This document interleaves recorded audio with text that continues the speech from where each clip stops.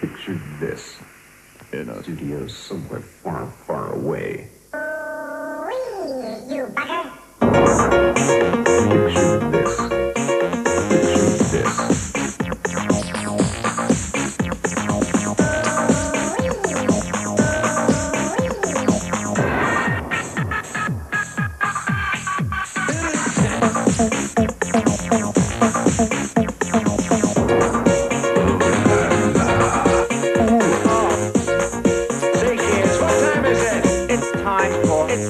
Mary Whitehouse!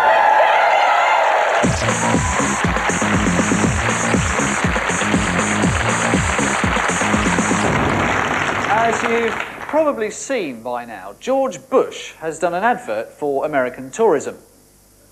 Hang on a minute. The President of the United States is doing TV commercials. Hi. When I'm wrestling with a multi-billion-pound budget deficit or the problem of future nuclear proliferation, I don't have a lot of time. I just want to wash my hair.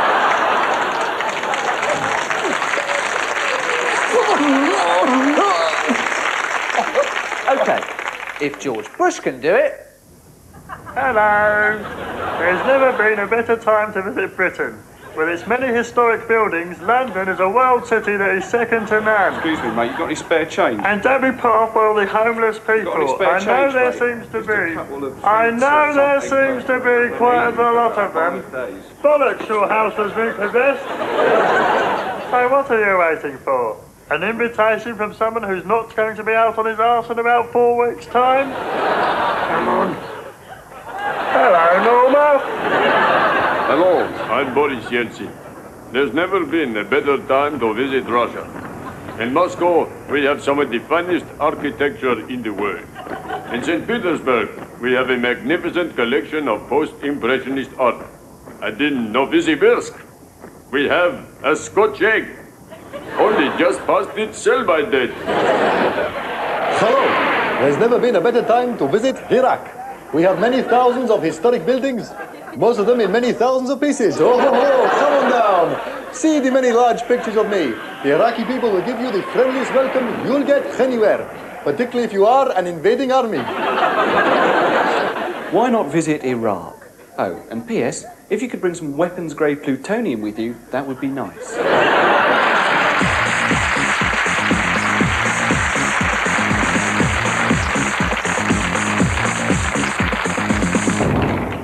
I'm growing my hair at the moment, so I'm trying to look like the lead singer out of Ride. The hair's almost there. All I need to do now is smash my face in with a hammer. Now, you may hum and word to Mark off of Ride or Tim off the Charlatans, but with this music, though absolutely beautiful, it doesn't make me feel any less alone. I mean, with both Mark and Tim, you wouldn't want to, like, hang out with them, though, would you? All right, Mark, just give us a shout if your brake lights are coming on, Mark, all right? Just shout out if the brake lights coming on at all there, Mark. Mark! Mark! OK, Tim, you're in goal, and me and Mark will be playing a flat back four, trying to spring the offside trap. If they get through, Tim, remember, come off your line and narrow the angle. OK, Tim? Come off your line and narrow the angle. OK, here we go. All right. OK, Mark. All right. All right, see you, Mark. Oh, man on, to me, space, to me. Tim, come out, Tim, come off your line and narrow the angle, Tim. Yes! Tim! Yeah, it's like I'm only able to relate to the interstellar coldness and alienation Robert Smith thinks about through the experience of having watched him. You remember The Cure had that spate of putting out poppy singles because Robert Smith wanted to show his happier side. Yeah, that lasted a long time. That was when they were #1 every week. I mean, you may love him, but Robert Smith cannot carry a happy tune. I know that old policeman. He's always on our streets. A jolly little red-faced man.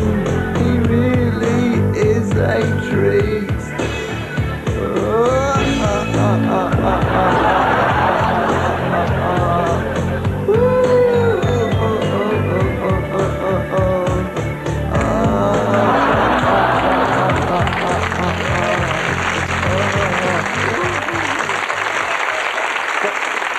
But still 1,000 times better that than so many bands now that just want us to clap and buy. You know, Blur, Julian Cope, Happy Mondays.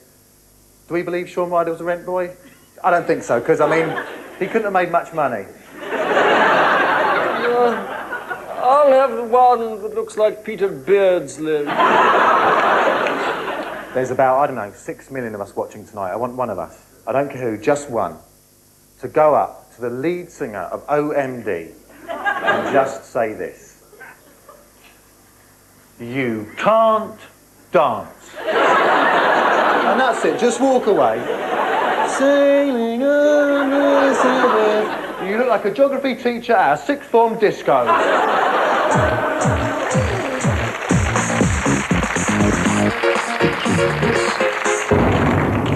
Now, I'm sure you all know the true story of why rugby is called rugby. It's because it was invented at Rugby School in 1823 by a bloke called William Webb Ellis. Now, what happened was that during a game of ordinary football, this bloke at one point picked up the ball and ran with it and put it in the opponent's goal. Now, you think about this, you think, well, hang on a minute, it's really, really obvious why Rugby School decided that they'd make all the other schools play their new version of this game, right? Because they were obviously crap at football. I mean, for heaven's sake, someone picks up the ball, puts it in the opponent's goal. This makes Maradona look like the spirit of fair play, right? There were 21 other players on the pitch. What were they doing? Referee, handball! Surely. But no, they're all going, I say, William, what a fabulous idea. It's an entirely new sport. Let's play that instead. There's no other sport where you could get away with behaving like that. The World Snooker Final, the Crucible Sheffield. Hendry lines up his final shot. Hang on, I've got a better idea. I can just put the ball in the pocket. Yeah, I win, and we'll call it rugby snooker. Also, the thing I don't understand is that William Webb Ellis picked up a soccer ball, and soccer balls are round, but a rugby ball is oval. And that's because that was the shape of William Webb Ellis's head after his teammates had dealt with him. Obvious, right? The other thing is, right, what about...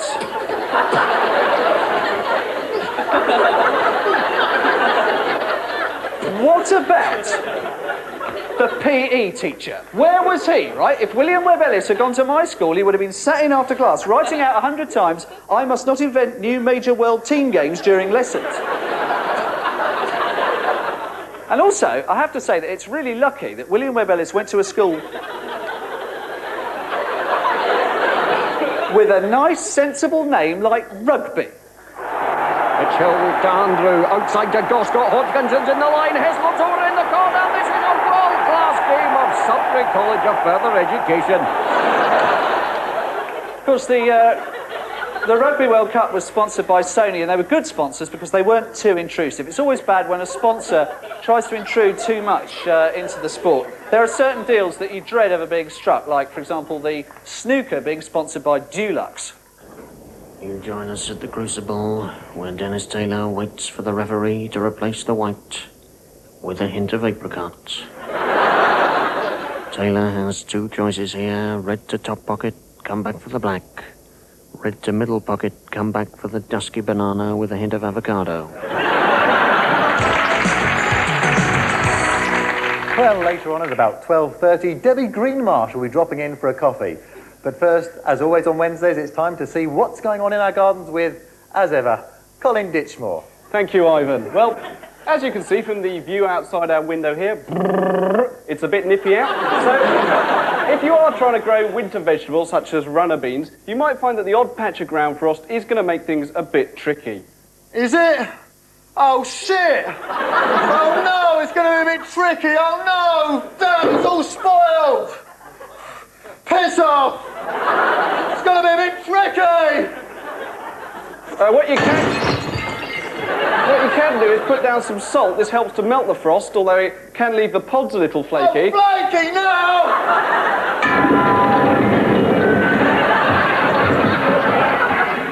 One thing that will really help, though, is if you put down a bit of fertiliser early on. Yeah?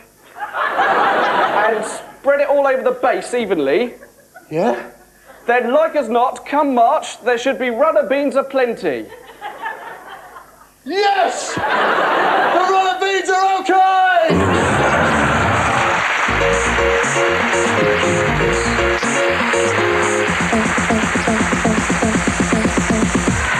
My grandmother died tragically when she fell through a trapdoor and broke her neck.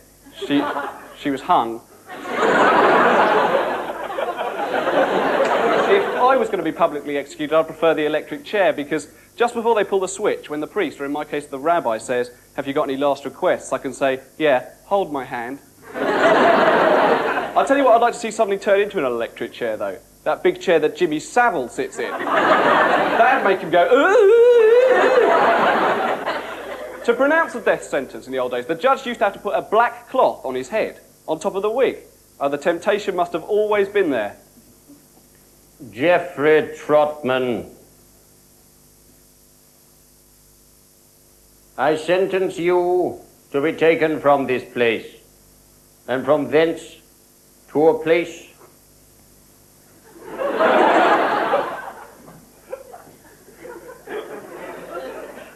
of execution,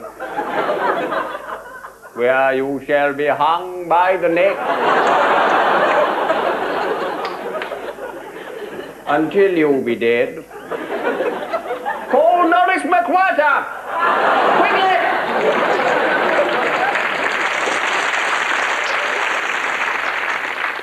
When Derek Bentley was hung, there was a lot of talk about, did he mean give him the gun when he said to Chris Craig, let him have it, or did he mean shoot him? I think Derek Bentley deserves his pardon, because it seems to me like eventually the judge just thought, oh, hang him for using an ambiguous phrase in a critical situation. Like, OK, Chris, blow him away by the noble gesture of giving him the gun. Hello, Derek. I was just wondering, could I borrow your watering can? Certainly, Mr. Dalton. Chris, let him have it. In the sense of give him the watering can. Oh, no, I thought you meant in the sense of kill him. Oh, of course, yes, let him have it. Give him the watering can. Kill him. Oh, no, of course. Damn. This is my new dog, Bruno, Mr. Craig. You're right. He doesn't like being held. OK, Chris, put him down.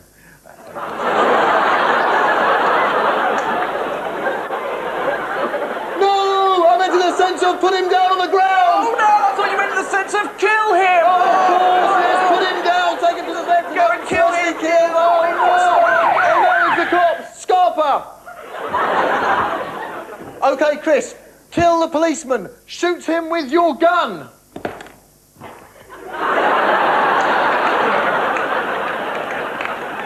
No! Oh, sorry, I thought you meant in the sense of put a red bucket on your head and do a little dance.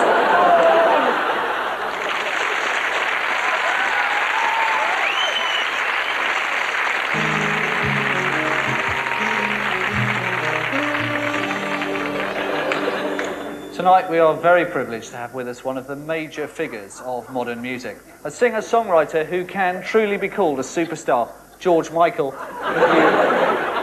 are a respected composer and songwriter the world over. The platinum-selling Faith album won you a Grammy, while Listen Without Prejudice only served to further confirm your reputation as both artist and producer. So I'd like to talk about Wake Me Up Before You Go Go. Don't Leave Me Hanging On Like a Yo-Yo. Yeah, And then there was Club Tropicana Drinks Are Free, Fun and Sunshine, There's Enough for Everyone. Yeah, I'd like to talk about my new album. I bet you'd like to talk about your new album, George, but I'd like to talk about the shuttlecock down the shorts. Bad boys, stick together. Do, do, do, do, do. Woo, woo. How many Grammys do you win for that, then? It's a common syndrome. The embarrassing early works that you'd rather forget about, but no one will let you. This problem has affected probably every major artist since time began. Ah, Monsieur Monet, this latest work, magnificent. The command of technique, the way the light plays upon the field, formidable. Merci. So, I'd like to talk about this. Mais non! Yes, My Mummy and Daddy's House by Claude Monet 3C. The 19th century Romantic poets produced some of the greatest works of English literature. William Wordsworth, during his time in the Lake District, produced masterpieces like The Prelude and Tintern Abbey. But these pale beside a fragment of a poem written when he was 14. Ode to That Girl I Really Want to Get Off With. 150 pages of an A4 pad filled with his feelings for Annie Methers, a local farmer's daughter who he still fancied his chances with years after she had died of typhoid. So, Mr. Mozart, we've talked about your latest opera, but now I'd like to talk about this, that you wrote when you were 11, this opera in 5 acts that's rather good. And I was just about mastering long division. Right, okay, fair enough. Well, let's talk about this. You wrote this when you were 8 years old, as you've rather charmingly and naively entitled it, The Minuet and Adagio in G-sharp minor for harpsichord and strings. Opus 57. Right, okay, fair enough. Well, let's talk about this. Now, you wrote this at the age of 6 months. Club Tropicana drinks a poo, colour and sunshine, there's enough.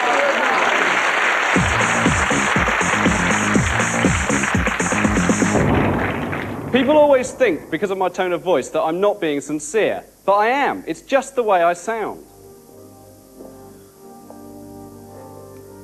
She was a lovely woman. Thank you for carrying on. We all loved your wife. Oh, yeah, it's a real tragedy that she's dead. I mean, what will we do without her? Dad?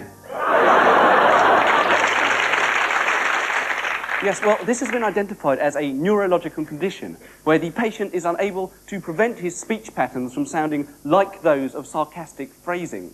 In the worst case of this here, Ray, if he was struck, say, by a beautiful flower bed, he would want to say, "Oh, what an absolutely fantastic flower bed that is." But it would always come out as, "Oh, what an absolutely fantastic flower bed that is." And this was to make normal life effectively impossible for Ray. Well, Ray, I fought long and hard for this upstairs, and it's cost me blood. But I'd like to offer you a 60% pay rise. Oh, wow, 60%. Oh, better not tell the others, they'll be really jealous. Excuse me while I go out and buy a Rolls Royce. Well, if that's your attitude, Ray, you can just clear your desk and get out. Oh, God, no. What a personal disaster. Oh, my family will be out in the streets. Get out, Ray. Oh, yeah. Oh, baby. Oh, you're the best. Oh, Oh, don't stop. Oh, damn. What a personal disaster. Having lost his job and his girlfriend, he came to me. Therapy for Ray was a long and painful process, but perhaps the first breakthrough we made was when he at last broke down into tears. Oh, boo-hoo-hoo. Oh, boo-hoo. I'm so sad. If you could get past his tone of voice, though, Ray was actually one of the most genuine people, almost a naïve. He remains, for example, the only person I've ever met who on first introduction said to me, "Oh, that's a nice beard." Although, obviously, being Ray, it came out as, "Oh, that's a nice beard." You don't think, Dr. Sachs, that on this one occasion, Ray may actually have been taking the piss?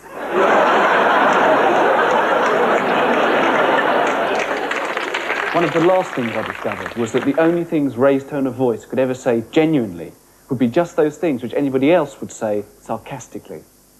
That John Sessions is a comic genius. I really like Bryan Adams.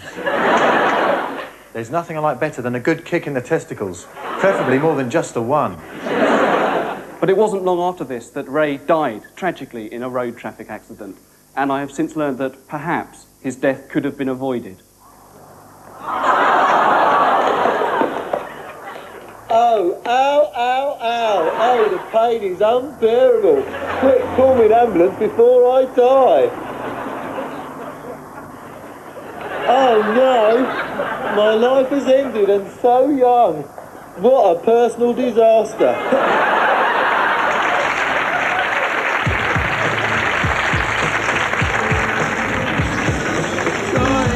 Kangaroo down sport. Tiny kangaroo down. Hey, what's this? It's got a good beat.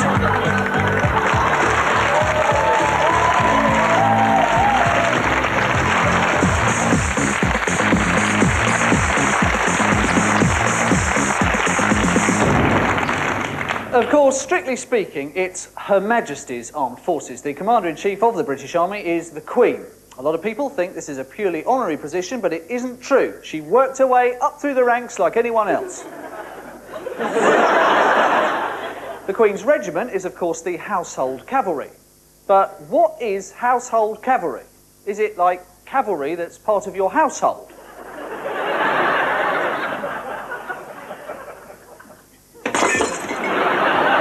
Cavalry was always a daft idea. It seems so unfair, dragging innocent horses into human conflicts. Would you join us here in the premiere for the 2:30 charge of the Light Brigade Chase? The going's good to firm. Let's have a look at the runners. At number 14, Certain Death, 3-1. 22, Horrific Carnage, 10-1. 18, Look, No Legs, 14-2. 3, Innards Everywhere, 20-1. 34, Don't Shoot Me, Shoot the Bloke on My Back, 5-2. Number 8, Blinded and Lame, 3-2. Number 13, Hurry Up and Invent the Tank, You Bastards, 2-1 favourite. 600 ran, 3 still alive, so that's a slight improvement on last year's Grand National. In the 20th century, of course, the Army have realised the vital importance of camouflage. OK, lads, we're moving out. What sort of territory, sir? Dense woodland. Bit of birch, sir. Birch is nice, yeah. I think it's sort of a spray effect, sir. What do you think is best? Elm, poplar? One thing proved by war in the Gulf was that modern air warfare is so complex technologically that soon the only sort of people who will be qualified to fly combat aircraft will be the sort of people who were good at maths and physics and knew about computers. The entire Air Force will consist of school spanners. Roger, Red Leader. Height 1500, speed 850. Does anyone mind if I have my packed lunch now? Oh no, my Kit Kats have gone everywhere. Oh look, a pied wagtail. Oh, now I've spilled my Ribena. Well, what do you think? I'm just not sure it really says dense woodland. In peacetime, one of the key activities of the Army is strike breaking. Whenever there's a public service strike like the dustmen, the government call in the Army. Move! The bins! The bins! Go to the bins!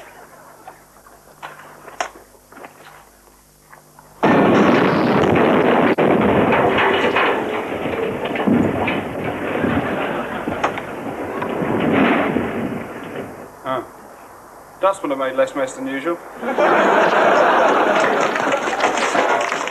Oh no! You've just killed Top Cat.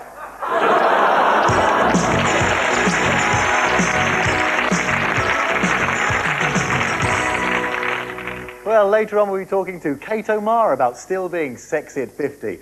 But right now I'm joined by presenter of BBC TV's Watch and Wear, Debbie Greenmarsh, who's dropped in for a chat and a cup of coffee. Hello, Debbie. How are you? I'm very well, thanks, Ivan. Although, I did have one of those taxi drivers on the way here who kept on talking the whole journey. Did he? Oh, shit! What, the whole journey he couldn't just talk? Oh, no! Anyway, the new series of Watch and Wear is going very well, and we're very pleased in the first episode. He kept on talking! The whole journey he couldn't just read your paper! It's all spoiled now! Piss off! It's going to be tricky again. Actually, though, I prefer that when they don't say anything. What? Yes, and one or two things he said were really quite interesting. Yeah? Yes, all in all, it was quite an enjoyable ride.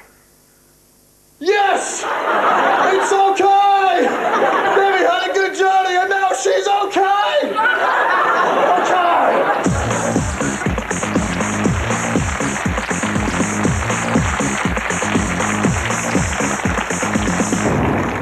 I'd rather be anyone in the world than M. Khan. Now, you might not know who M. Khan is, but there is a railway bridge that crosses the North Circular Road in London.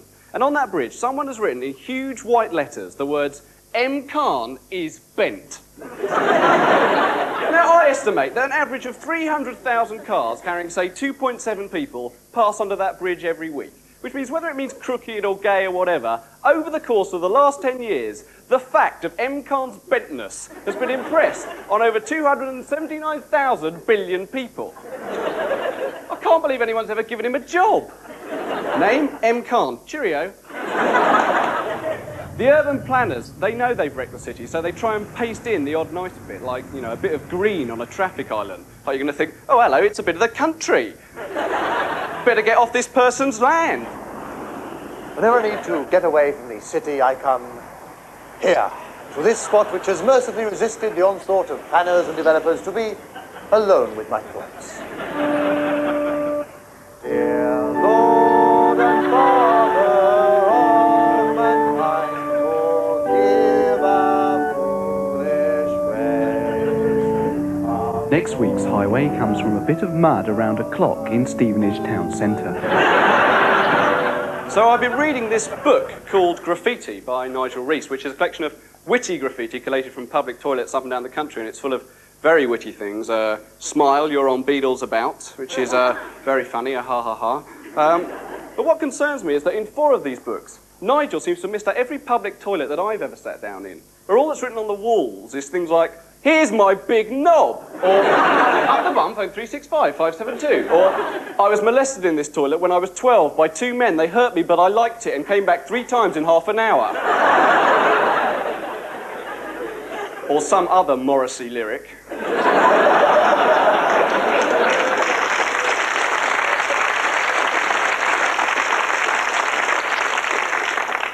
Actually, I live in a place populated by me and some tramps, right? And they're fine on the whole, although they sometimes do get out of order.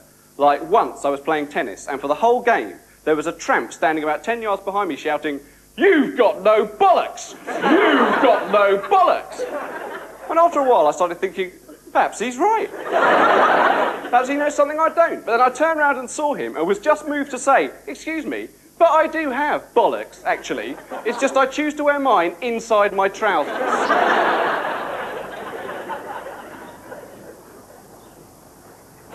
Next up, no bollocks.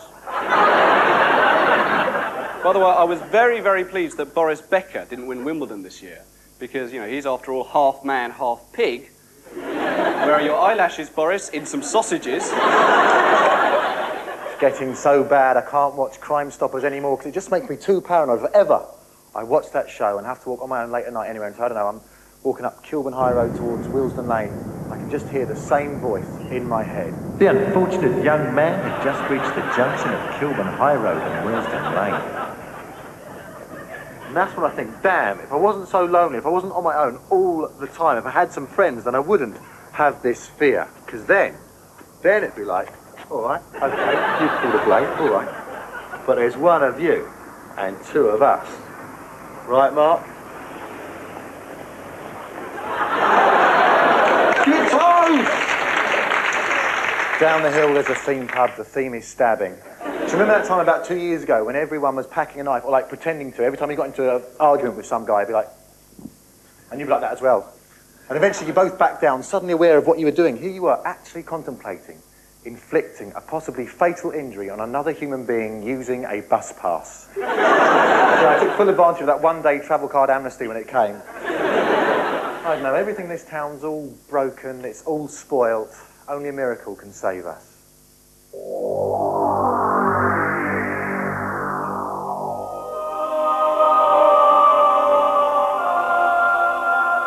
We are Galaxian troubleshooters who turn Saturn's poisonous rings to rainbows, who sit in vigil by dying stars, who in the blast of Big Bang transcended hate to live forever in pure love, who now come down to help you here. What is your name? M. Khan. Curious.